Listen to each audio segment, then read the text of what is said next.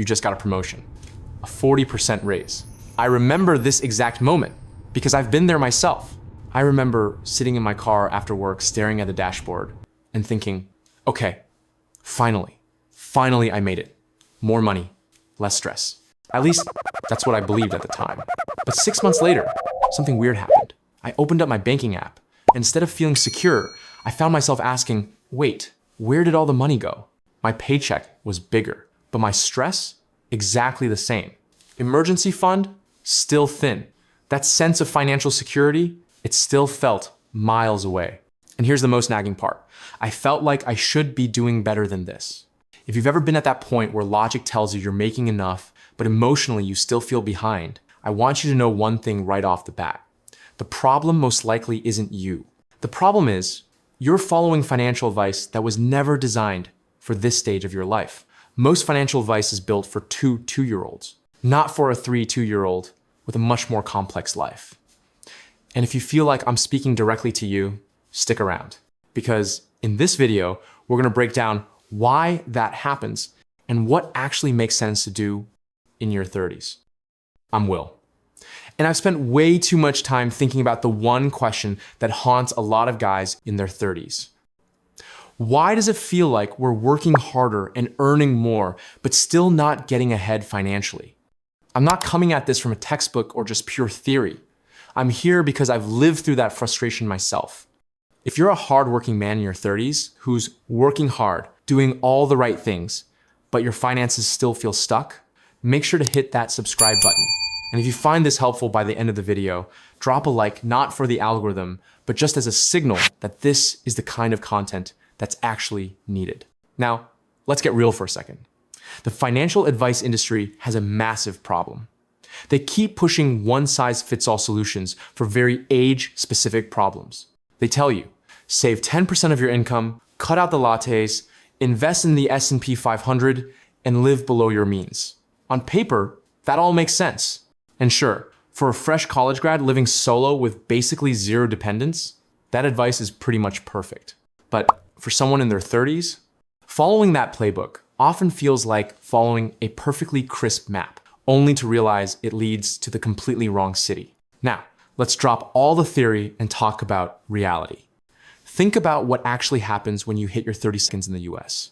According to Federal Reserve data, the median income for Americans in their 30s hovers around the $50,000 to $65,000 range. On the surface, that sounds pretty solid.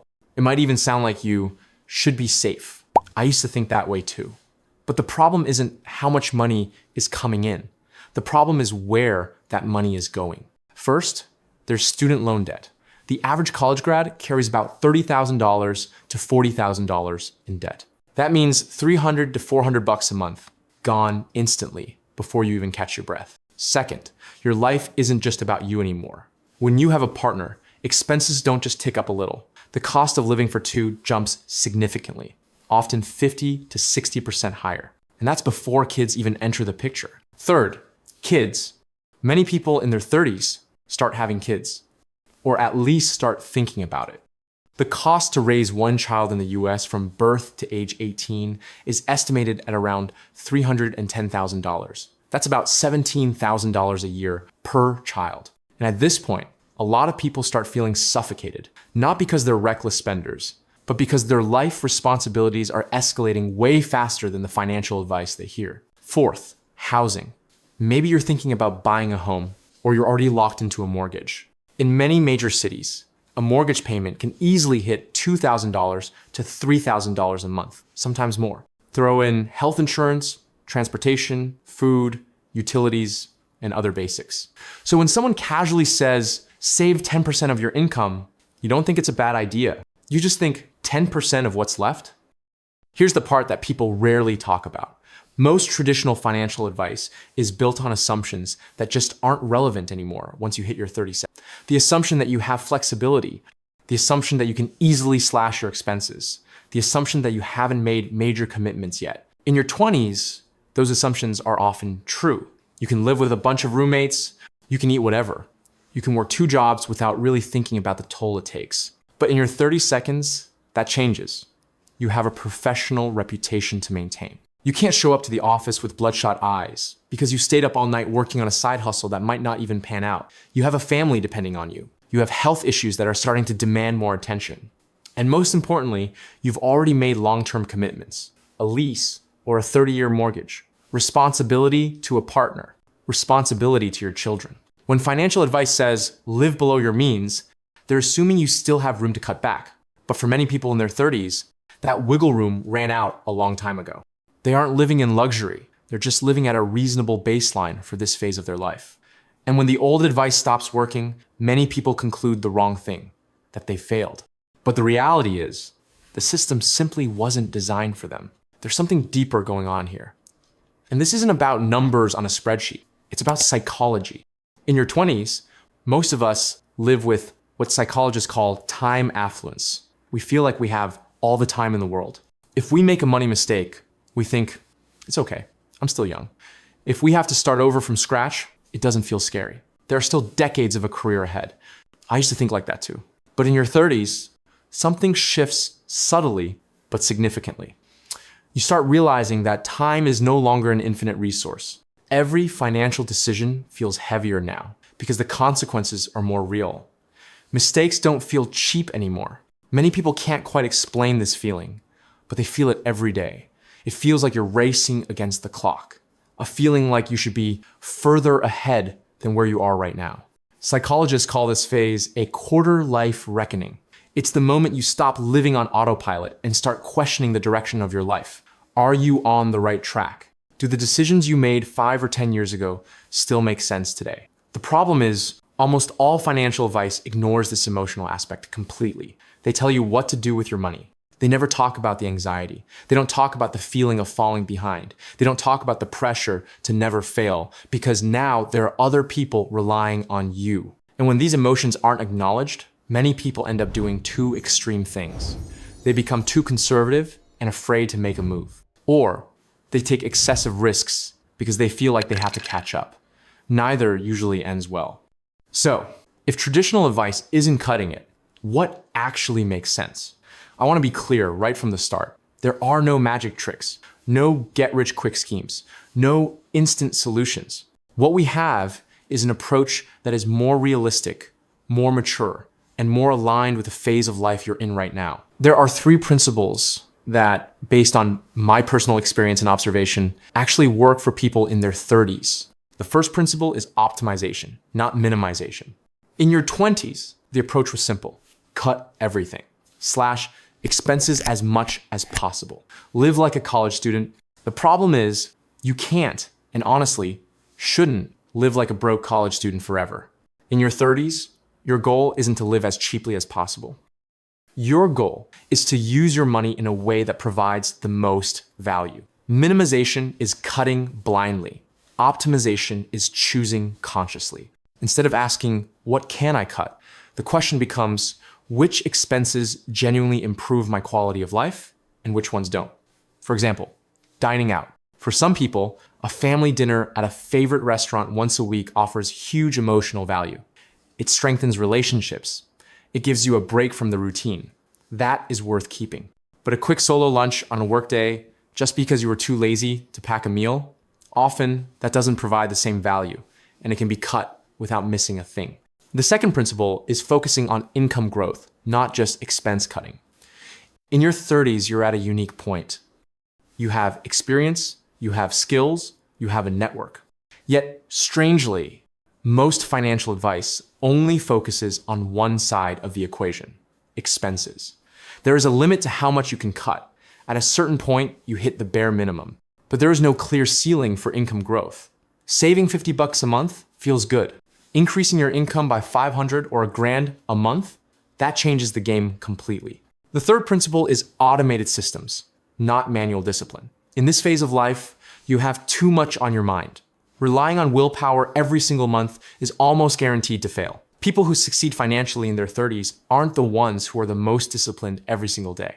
They are the ones who build systems that make good decisions happen automatically. Now, you might be thinking, Will, this all sounds reasonable, but how does this actually work with real numbers? Fair question. Let's talk about someone who is 32 years old, making $60,000 a year, a very common and very realistic number. The traditional approach says the following: save 10% of your income. That means $6,000 a year, or about $500 a month. If that money is invested with an average market return of 7% per year, in 30 years, you'll have around $600,000. And usually, at this point, people say, see, it works. But let's hit pause for a second. We haven't accounted for inflation.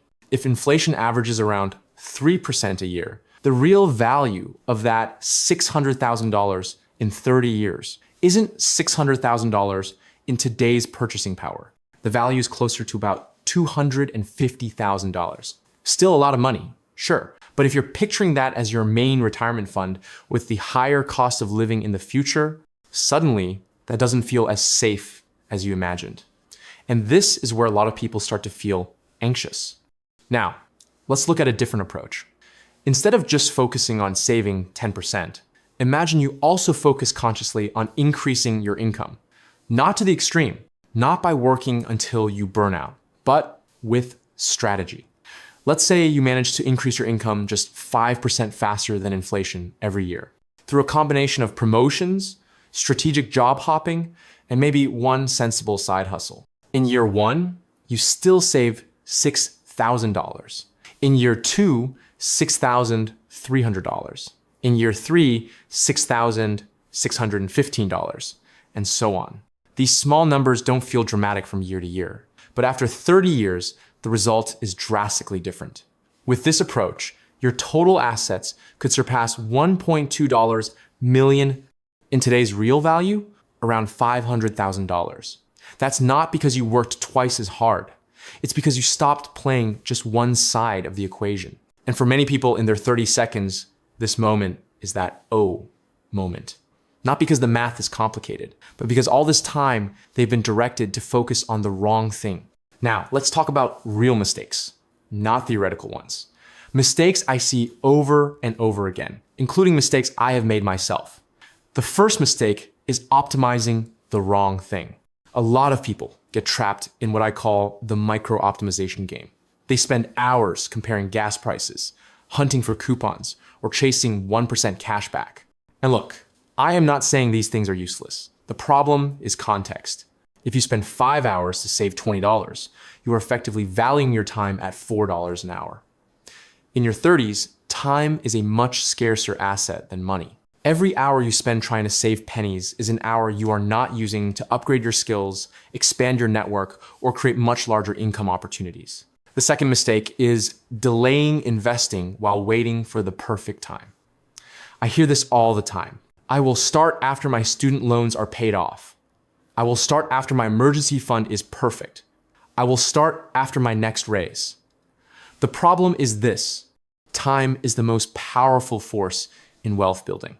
Someone who starts investing $200 a month at age 30 will almost always end up with more money than someone who starts investing $400 a month at age 40. Not because of the amount, but because of time. The third mistake is trying to keep up with everyone else. Social media makes this much more dangerous. You see friends buying houses. You see coworkers on luxury vacations. You see lives that look perfect.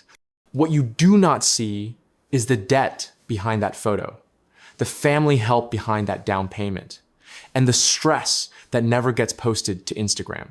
One of the biggest predictors of financial unhappiness is not how much money you make, but how often you compare yourself to others. After everything we have discussed, I want to give you one simple framework that actually makes sense for your 30s. I call it the 3-bucket framework. The first bucket is stability. This is your financial foundation, a real emergency fund, not a symbolic number. For someone with real responsibilities, this means 3 to 6 months of living expenses that are easily accessible. Yes, this money is not working, but its job is not to grow. Its job is to protect you from bad decisions when life does not go according to plan.